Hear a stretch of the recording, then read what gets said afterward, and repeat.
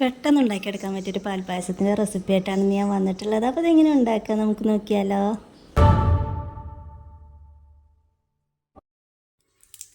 അതിനായിട്ട് ഇതാ ഈ വലുപ്പത്തിൽ സേമിയ എടുത്തിട്ടുണ്ട്. പിന്നെ ഇതാ അണ്ടിപ്പരിപ്പ്, മുന്തിരി, പാല് 1 ലിറ്റർ, അതുപോലെ തന്നെ 2 ഏലക്കയാണ് നമുക്ക് വേണ്ടത് കേട്ടോ. ഇനി ഇതുപോലെ ഒരു ചട്ടി ഗ്യാസിൽ വെച്ചിട്ട് നല്ലപോലെ ചൂടായി വരുമ്പോൾ 1 ടേബിൾ സ്പൂണോളം നെയ്യ് ഒഴിച്ച് കൊടുത്ത് അതിലേക്ക് ഇതാ അണ്ടിപ്പരിപ്പ് ഇട്ട് കൊടുക്കുകയാണ്. അതൊരു ഗോൾഡൻ ബ്രൗൺ കളർ ആവണത് വരെ നെയ്യിലൊന്ന് വറുത്തെടുക്കുകയാണ്. അതിനുശേഷം നമ്മളിതിലേക്ക് തന്നെ കിസ്മിസും ചേർത്ത് കൊടുക്കുകയാണ്.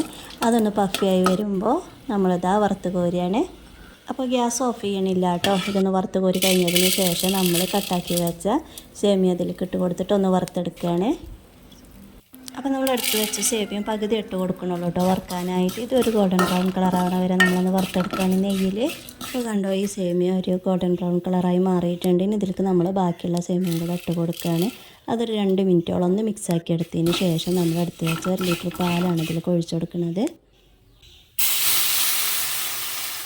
പാലൊഴിച്ച് കൊടുത്തതിന് ശേഷം പിന്നെ ഒന്നും നോക്കാനില്ല കേട്ടോ. നല്ല പോലെ ഒന്ന് മിക്സാക്കി എടുക്കുകയാണ്. ഇത് കട്ട പിടിക്കാൻ പാടില്ല കേട്ടോ. ഇതുപോലെ തന്നെ നല്ല പോലെ മിക്സാക്കി എടുക്കണം. അപ്പോൾ ഇത് നല്ല പോലെ മിക്സാക്കി എടുത്തിട്ടുണ്ട്. ഇനി ഇതൊന്ന് തിളച്ച് വരട്ടെ.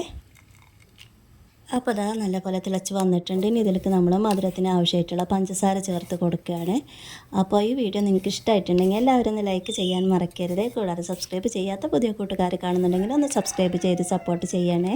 സേമിയ പായസം ഉണ്ടാക്കാനൊക്കെ എല്ലാവർക്കും അറിയാമല്ലേ, വളരെ സിമ്പിളാണ്. എന്നാലും 1-2 പേരുണ്ടാവില്ല ഇപ്പോൾ കുക്കിംഗ് പഠിക്കുന്ന കുട്ടികളൊക്കെ. അവർക്ക് വേണ്ടിയിട്ടാണ് ഇത്ര ഡീറ്റെയിൽ ആയിട്ട് കാണിക്കുന്നത്. അപ്പോൾ നിങ്ങൾക്ക് ഈ വീഡിയോ ഇഷ്ടമാണെങ്കിൽ നിങ്ങളുടെ ഫ്രണ്ട്സിനോ റിലേറ്റീവ്സിനൊക്കെ ഒന്ന് ഷെയർ ചെയ്യാൻ മറന്നു പോകല്ലേ. അപ്പം ഇനി ഇതിലേക്ക് നമുക്ക് മധുരം ബാലൻസ് ചെയ്യാനായിട്ട് ഒരു 1/4 ടീസ്പൂണിൻ്റെ താഴെയായിട്ട് ഒരു പിഞ്ച് ഉപ്പും കൂടെ ചേർത്ത് കൊടുക്കുക കേട്ടോ. അതും കൂടെ നല്ലപോലെ ഒന്ന് മിക്സാക്കി എടുക്കുമ്പോൾ നമ്മുടെ പാൽപ്പായസം ഇവിടെ റെഡി ആയിട്ടുണ്ട്. ഇനി ഇതിലേക്ക് നമ്മൾ എടുത്ത് വെച്ച 2 ഏലക്കയും കൂടെ ഇട്ട് കൊടുക്കുകയാണ്. അപ്പോൾ ഏലക്ക പൊടി കയ്യിലുണ്ടെങ്കിൽ അതൊരു 1/4 ടീസ്പൂണോളം ചേർത്ത് കൊടുത്താൽ മതിയിട്ട്. എൻ്റെ കയ്യിൽ ഏലക്കയായിരുന്നു, അപ്പോൾ അതിൻ്റെ കുരു മാത്രമാണ് ഞാൻ ഇതിലേക്ക് ഇട്ട് കൊടുക്കുന്നത്.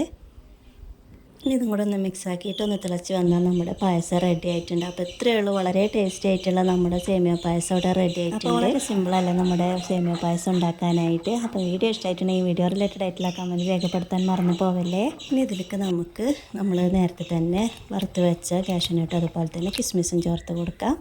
അപ്പോൾ അണ്ടിപ്പരിപ്പ് മുന്തിരിയൊക്കെ നമ്മളെ ഇഷ്ടത്തിനനുസരിച്ച് ഇട്ട് കൊടുക്കാം കേട്ടോ. അപ്പോൾ നമ്മുടെ ടേസ്റ്റി ആയിട്ടുള്ള പായസം റെഡി ആയിട്ടുണ്ട്. വീഡിയോ ഇഷ്ടമായിട്ടുണ്ടെങ്കിൽ എല്ലാവരും ഒന്ന് സപ്പോർട്ട് ചെയ്യാൻ മറക്കരുതേ.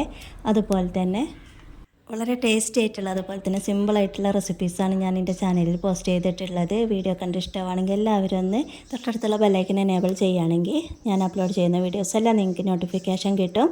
അപ്പോൾ അടുത്തൊരു വീഡിയോയിൽ കാണാം ഇൻഷാ അല്ലാഹ്. അതുവരെ എല്ലാ കൂട്ടുകാർക്കും അസ്സലാമു അലൈക്കും.